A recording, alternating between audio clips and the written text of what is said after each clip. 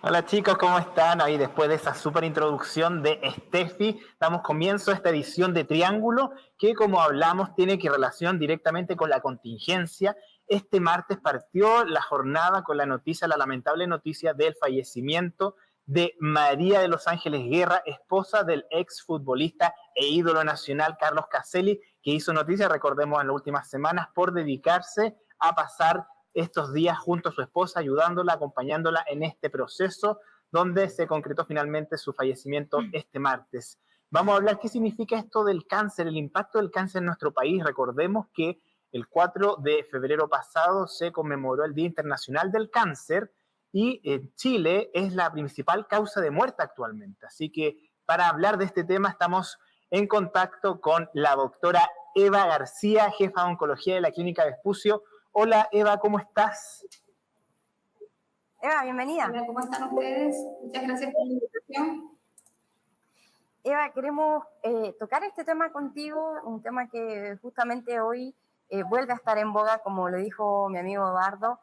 Esta es la principal causa de muerte, al parecer, al menos así lo dice el Instituto Nacional de Estadísticas, ¿no? Pero esta no así, en verdad, es la principal causa de muerte de los chilenos. Mira, recuerden que ustedes desde el año 2019, en relación a la contingencia COVID, pues muchas causas de consulta y de diagnóstico de los pacientes, tanto pediátricos como adultos, se dejaron de lado y todo el mundo se abocó al COVID. Esto obviamente ocasionó un aumento de los casos que estaban en espera de atención y de los casos que estaban atendidos, que además dejaron de llevar sus controles. Y por ende ahora últimamente salió hace poco las estadísticas, se dispararon los números de mortalidad por todos los tipos de cáncer. La primera causa de mortalidad acá en Chile es el cáncer gastrointestinal, cáncer gástrico, cáncer de colon, y la segunda es cáncer de pulmón, siendo el cáncer de mama el tercero en ocupar la posición. Así que sí, todas nuestras causas de cáncer aumentaron los números en relación a nuevos casos y además los números en relación a los pacientes muertos en forma anual. Eva, tú estás hablando, mencionando los cánceres que eran los más propensos que ocurren en nuestro país. Y en temas de género, ¿cuáles son los cánceres que más afectan a los hombres y cuáles son los cánceres que afectan más a las mujeres? Mira, en general, el cáncer que más afecta a las mujeres obviamente es el cáncer de mama, es la causa número 1. Y en segundo lugar, como les dije, cáncer gastrointestinal, cáncer gástrico y cáncer de colon. Y en el hombre, el primer cáncer que afecta al hombre es el cáncer de próstata, pero la primera causa de mortalidad por cáncer en el hombre sigue siendo el cáncer de pulmón. ¿Ya? Pulmón. Sí. Ya. Anotado entonces. Ahora, hay varios diagnósticos de cáncer en Chile, pero ¿cuán letal es esta enfermedad? Como te dije, hay muchos cánceres que no son tan letales. El cáncer de próstata es el más frecuente en el hombre, pero el que tiene un cáncer de pulmón, hombre o mujer, tiene más probabilidad de morirse porque es el cáncer más letal que tenemos. Y en segunda instancia, como les dije también, el cáncer gastrointestinal, cáncer gástrico, cáncer de colon, y luego viene para nosotros las mujeres el cáncer de mama. ¿Ya? Son los más prevalentes y los que más causan mortalidad en la población. En el caso de María de los Ángeles, que es la ex esposa de Carlos Caselli, ella había superado el cáncer, pero regresó. ¿Cómo se puede explicar este tipo de situación que muchas veces ocurre con las personas que sufren de cáncer y que luego lo superan y luego vuelve? ¿Cómo se explica eso a alguien que no sabe, por ejemplo, a nuestro público que nos está viendo en este minuto? Sí, mira, lamentablemente el cáncer de mama es una cajita de Pandora. Y es una cajita de Pandora porque es una enfermedad en la cual tú nunca te vas a librar. Es una enfermedad que puede estar dormida mucho tiempo y que en algún momento reaparece, o muy pocos casos de esto que la paciente realmente se cura. Pero generalmente este es un comportamiento bimodal, se mantiene dormida un tiempo y luego la enfermedad aparece súper agresiva y ves que el paciente, cuando le reaparece esta enfermedad, pues dura un poco porque realmente es una enfermedad que muta y se vuelve realmente agresiva. El cáncer de mama. Ella tenía cáncer de médula. Sí, probablemente hizo metástasis allí. Una metástasis cuando ya está ramificado, ¿no? Sí, correcto. Sí, cuando esta enfermedad regresa es metástasis. ¿Cómo? Cuando esta enfermedad, cualquier cáncer regresa, es una metástasis ya. Ah, perfecto. Sí, porque hay varios términos que quizás no son tan de dominio común, ¿no? Como que la Sí, lo que pasa es metástasis no, que es cuando regresa entonces. general, ramificación significa metástasis, pero para nosotros los médicos, en general, o sea, un paciente que hace una recaída de un cáncer, esa es una metástasis.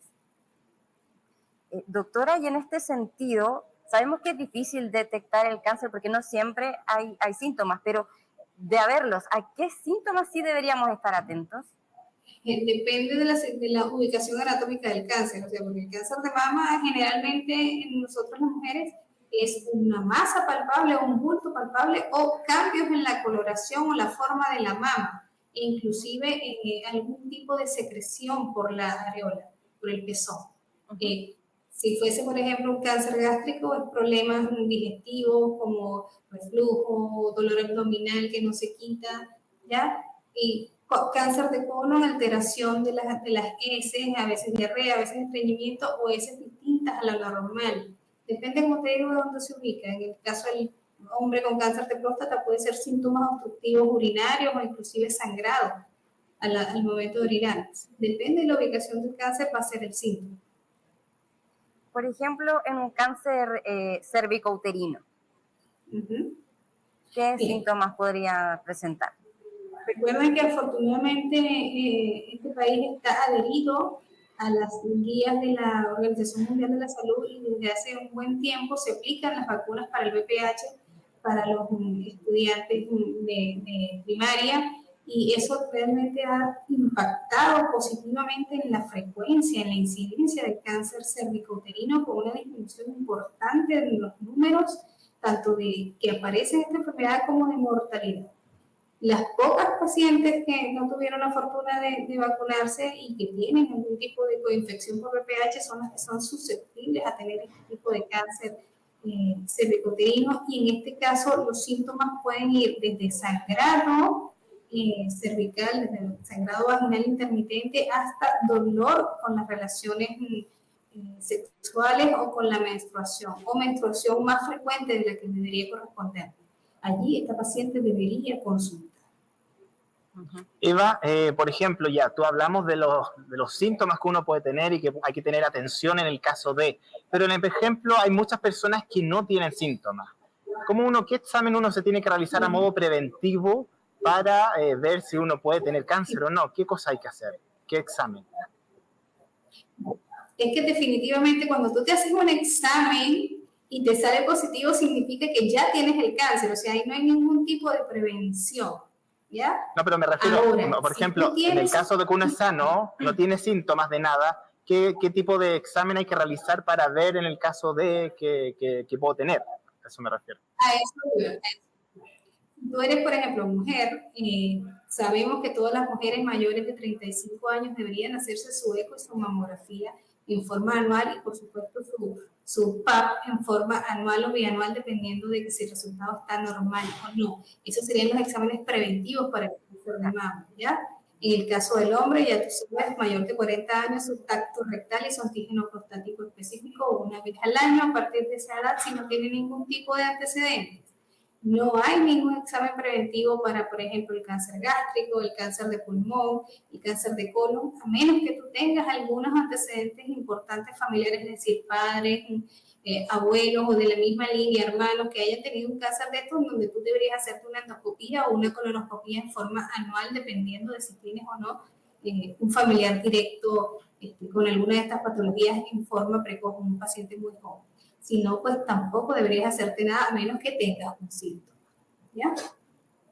A menos que tengas un síntoma, pero sí hay algunos exámenes que debemos hacernos desde cierta edad, al menos las mujeres y los hombres desde los 40, dijo, ¿no? Correcto, lo que les comenté, los que tenemos screening y los que tenemos como parte del programa médico del adulto en forma anual, que son sus exámenes de sangre, su eco mamário y mamografía, y su PAP para las mujeres, y el hombre también sus exámenes de sangre y su antígeno prostático y su tacto rectal. Eva, usted lo mencionó también por ahí, hay algunas personas que quizás están más propensas, factores hereditarios, qué sé yo, pero ¿qué otros factores pueden incidir como estar más estar más propenso al cáncer? Mira, hay varios carcinógenos que están descritos en la literatura y que se han demostrado tener categoría 1 en asociación con el cáncer. Uno de estos es el tabaco, ya todos lo conocemos, el hábito tabáquico, el cigarrillo es el causante de la mayoría de los cánceres en los adultos y obviamente está catalogado como una sustancia carcinogénica grado 1 según la Organización Mundial de la Salud, así que obviamente hay que evitarlo.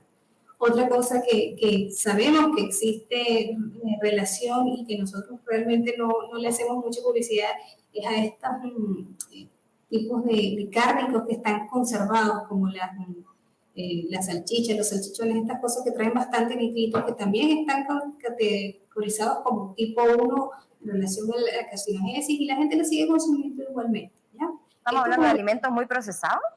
Sí, alimentos muy procesados que tienen mucha sal, como los conservantes enlatados y estas cosas embutidas, ¿ya?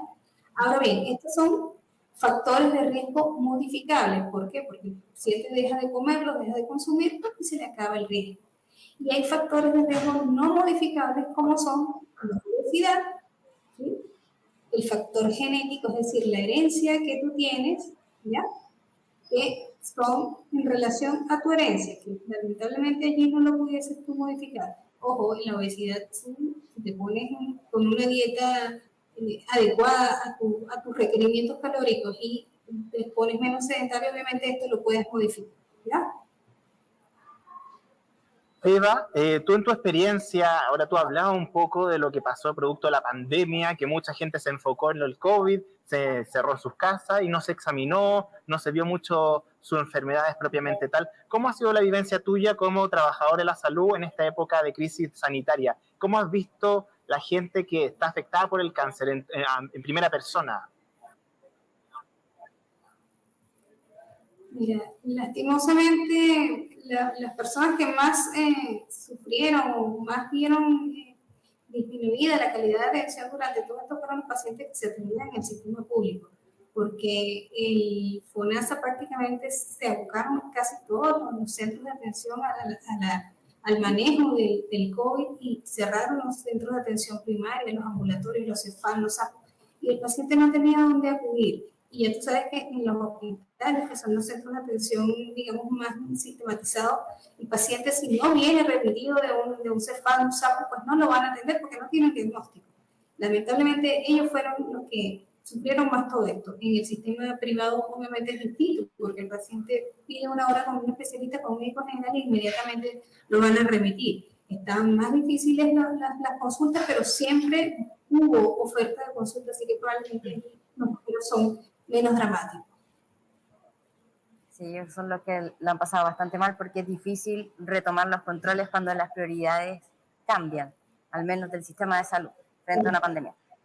Doctora, yo quería hacerle una pregunta un poco más cotidiana. Cuando uno de repente tiene algún síntoma extraño que no reconoce, generalmente googlea. Y en Google casi todo lo que aparece es cáncer. ¿Cómo no volverse paranoico frente a esto? Se lo pregunto, ¿verdad? Como algo muy cotidiano, porque pasa y uno se asusta. Entonces, ¿cómo tomarse esto de repente? ¿O cómo no volverse paranoico también frente a ciertos diagnósticos, al menos del doctor Google?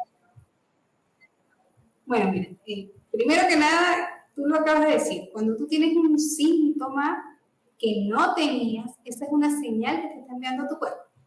Es una señal de alarma. Yo no digo que necesariamente tenga que decir que es un cáncer, pero te está avisando a tu cuerpo que algo no está funcionando correctamente. Así que la recomendación es que si usted tiene algo que no tenía, un síntoma que no tenía, vaya a cualquier médico y consulte. No médico Google, sino un médico de verdad. Okay. Nos quedamos con eso. Entonces, muchas gracias, Eva García, por este contacto. Ella es jefa oncóloga de la clínica Vespucio, nos dejó bastante claro este panorama y lo que pasa, al menos en Chile, con el cáncer. ¿Quiere agregar algunas palabras finales? Mira, siempre les insisto, si tienen algún familiar de primer grado, padres, abuelos, hermanos, primos, maternos y paternos, con algún tipo de cáncer, pregunten, vayan al médico, traten de hacer la prevención. Es más fácil curar una enfermedad cuando está pequeñita que cuando ya llegas con un paciente avanzado que no hay mucho que ofrecer. Y para todos nosotros, hombres y mujeres, no dejar de hacerse su examen médico anual con todas las indicaciones que tienen que ver con la prevención. Dejar de fumar. O sea, siempre prevenir, eso es mejor. Eso es mejor. Hay que tener ojo con eso. Muchas gracias por este contacto, Eva. Chao, que esté bien. Vale, gracias a usted. Chao, chao.